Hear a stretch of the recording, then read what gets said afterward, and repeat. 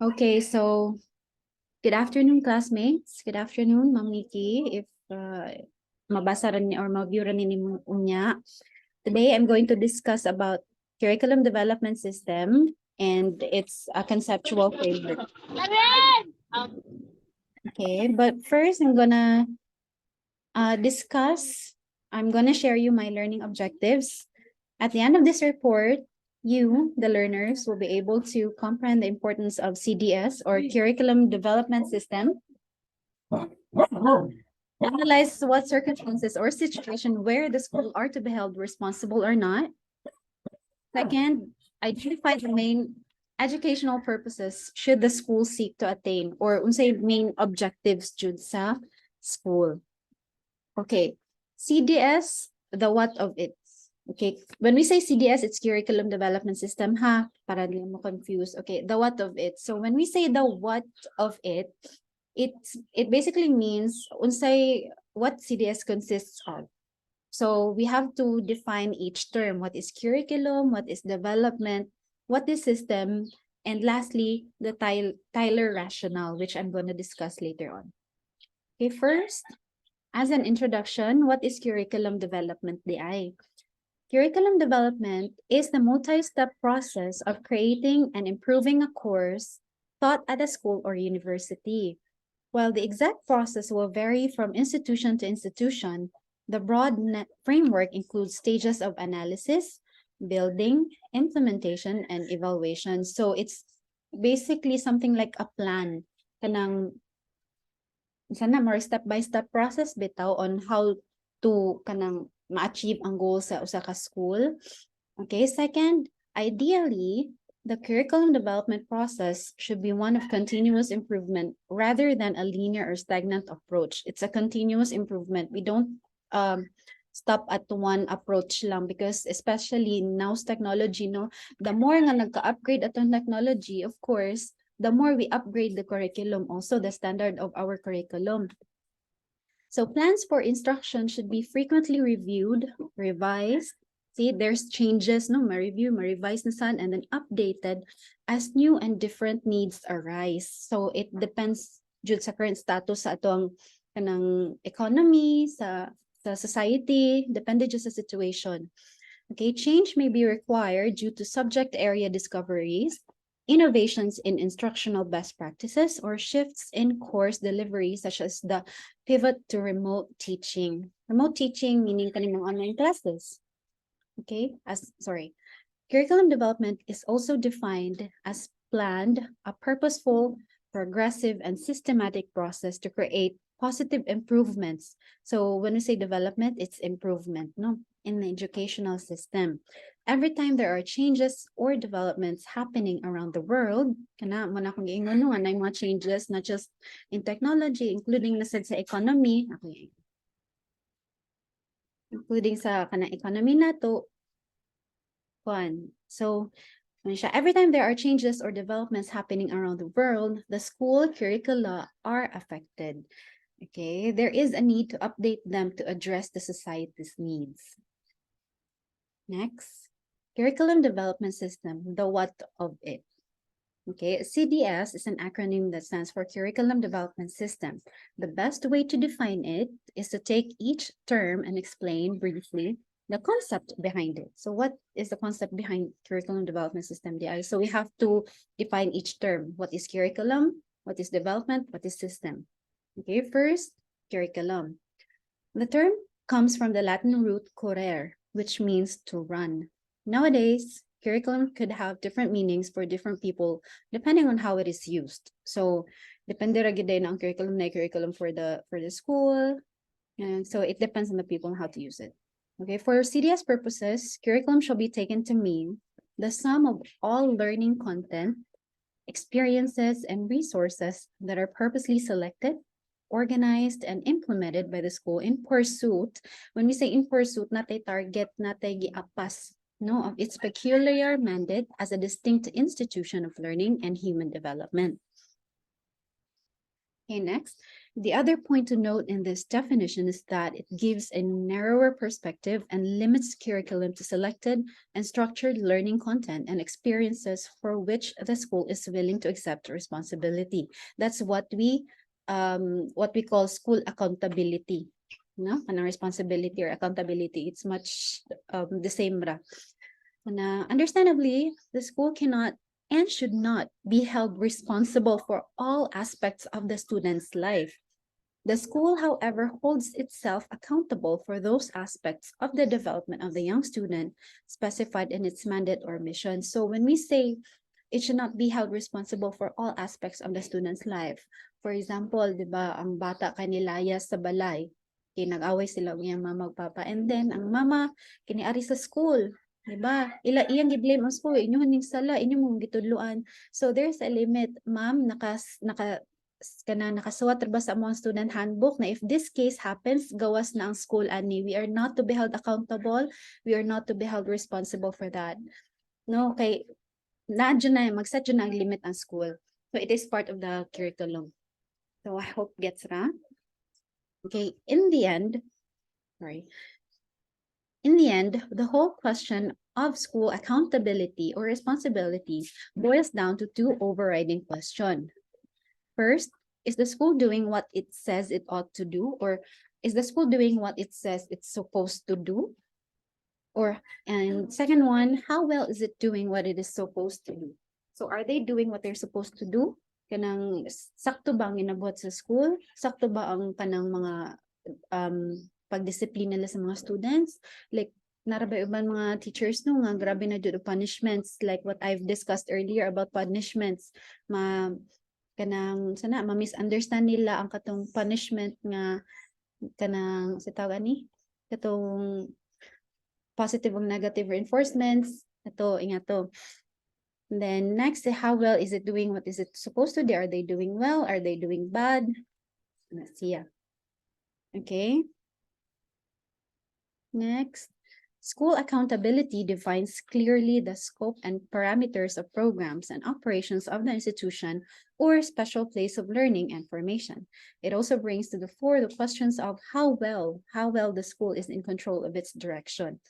Kung na-control ba sa school ang ilahang kanang main goal ang main goal mo sa school is to produce an ideal graduate, di ba? Nga maka-produce sila og students nga tarong, maayo batasan, di ba? Dili lang kay bright, maayo sa batasan, yan na.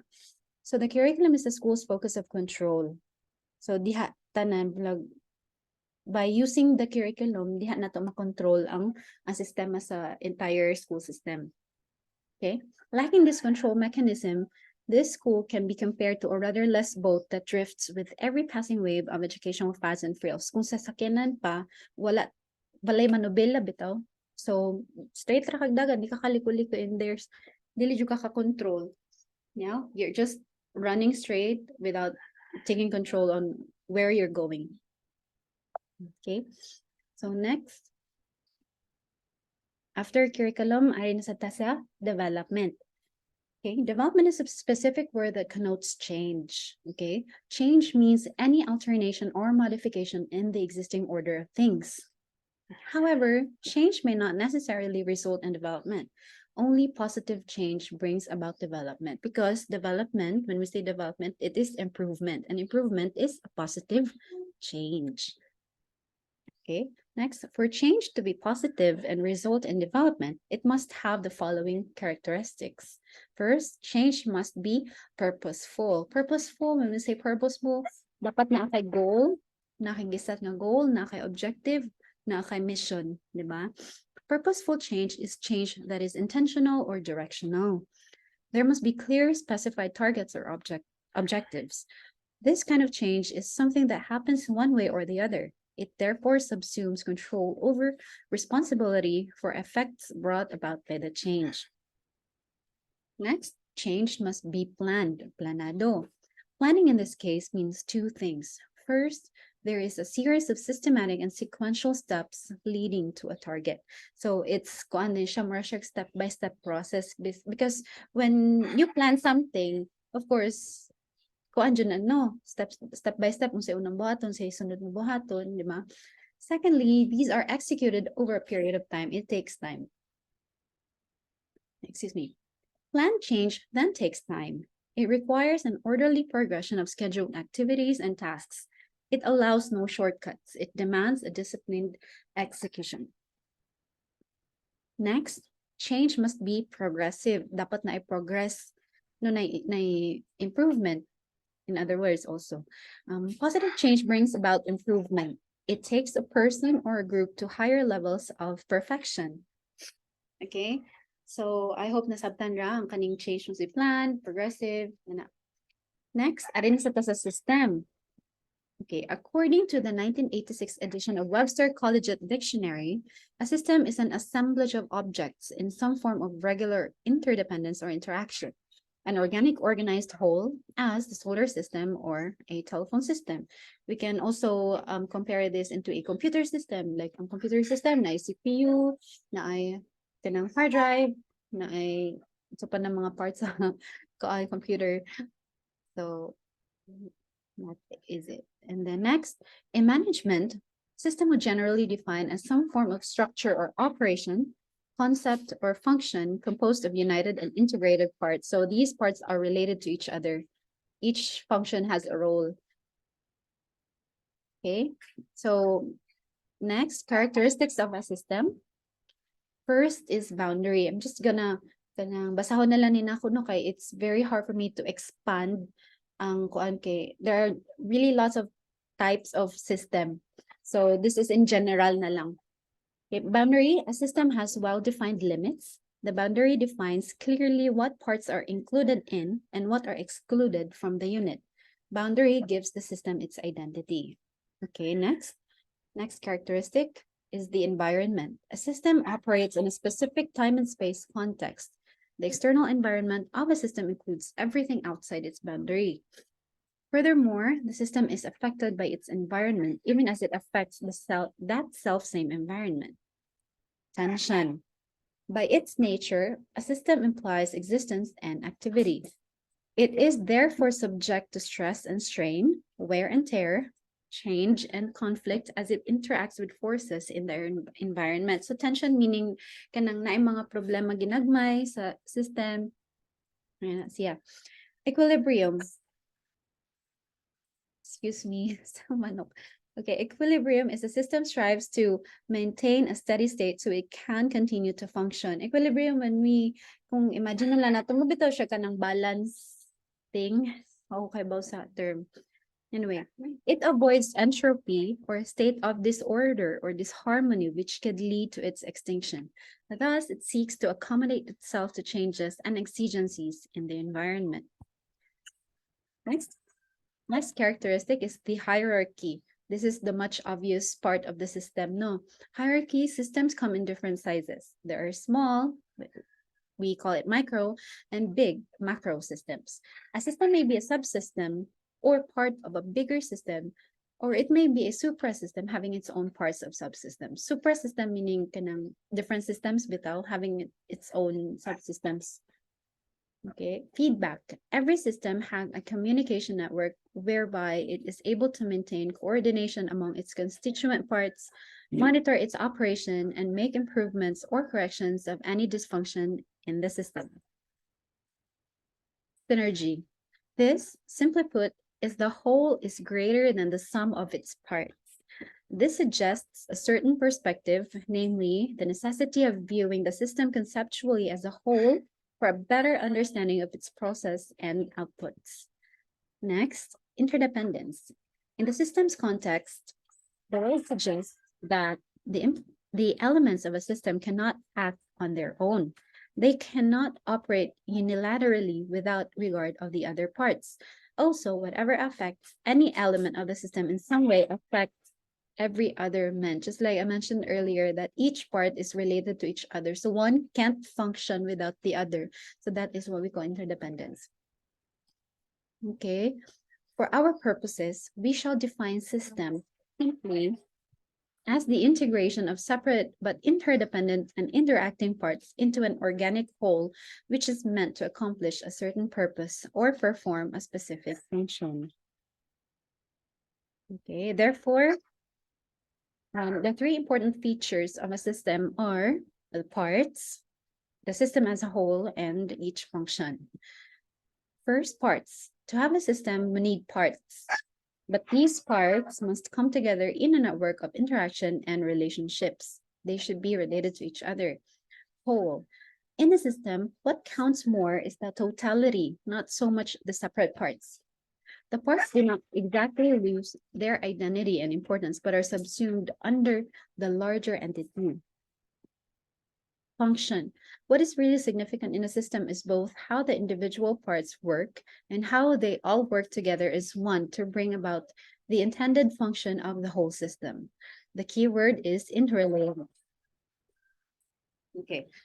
Put together, we shall then define CDS as an integrated, coherent, and comprehensive program for continually updating and improving curriculum and instruction in a school so that it can better attain its purpose. Okay. Now, my last topic, conceptual base, the Tyler rational. The technique of inventorying, organizing, and presenting the substance of a curriculum finds refinement in Ralph Tyler's four-step analysis of formal education or schooling, which has come to be known as the Tyler rational. Tyler rational is a four-step analysis of formal education. Okay. Tyler posited four basic questions for the school, namely, four basic questions. What educational purposes should the school seek to attain? What educational experiences can be provided that are likely to attain these purposes? How can these educational experiences be effectively organized? And lastly, how can we determine whether these purposes are being attained or not? Okay, by addressing the assessment of curriculum development systematically, Tyler introduced the concept of a structural cycle whereby evaluation can lead to a reconsideration of purpose.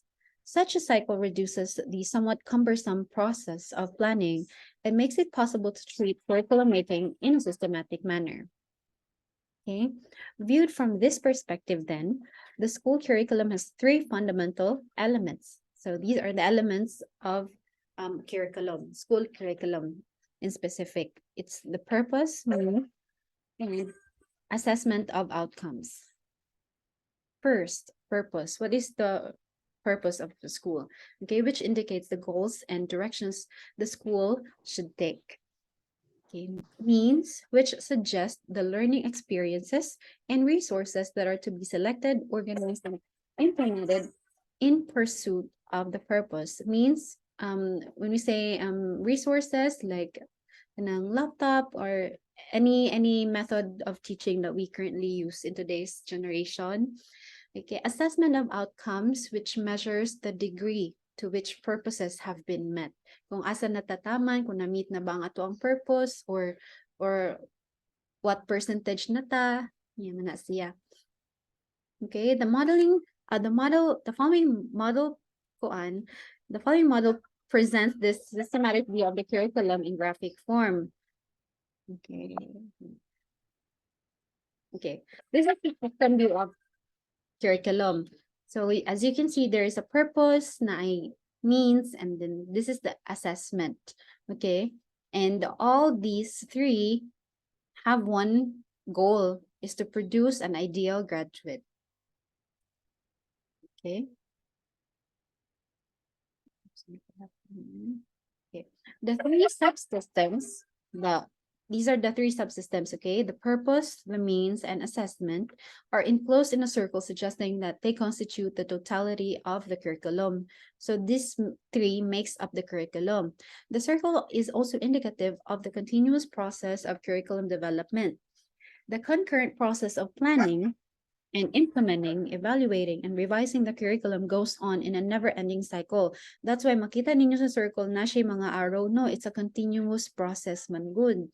Okay? Always taking into consideration the constantly shifting needs of the learners. the emerging thrusts of the school and its sponsors, the changing expectations of the larger society, and the exigencies of the time. So it's continuous process.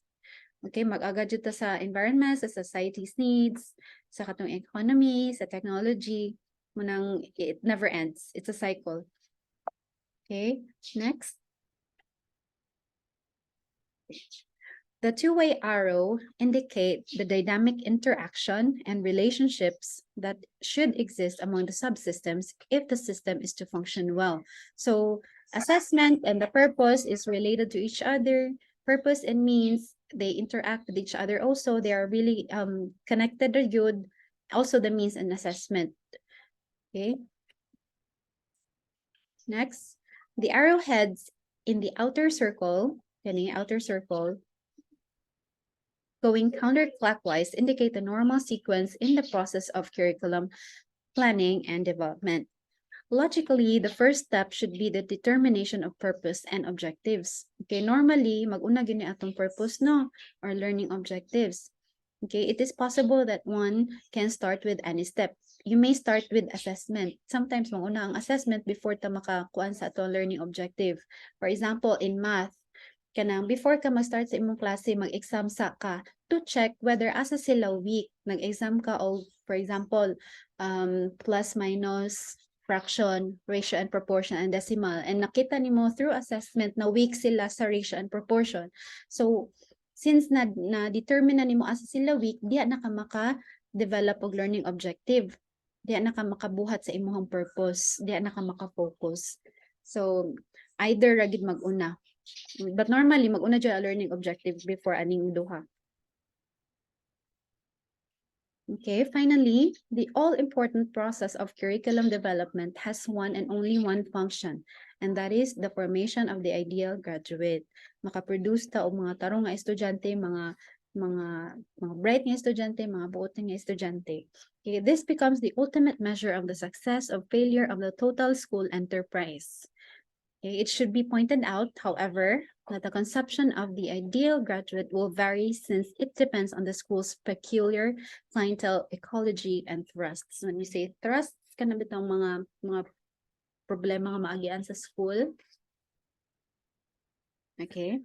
Lastly, in conclusion, curriculum development is a learning process for teachers and for their schools. Kaya ano, kanang, of course, we have to study not just as to the students' behavior, diba? Not just we have to improve like our knowledge, no? So it's a continuous process. Hold on for a second, ha? Wait.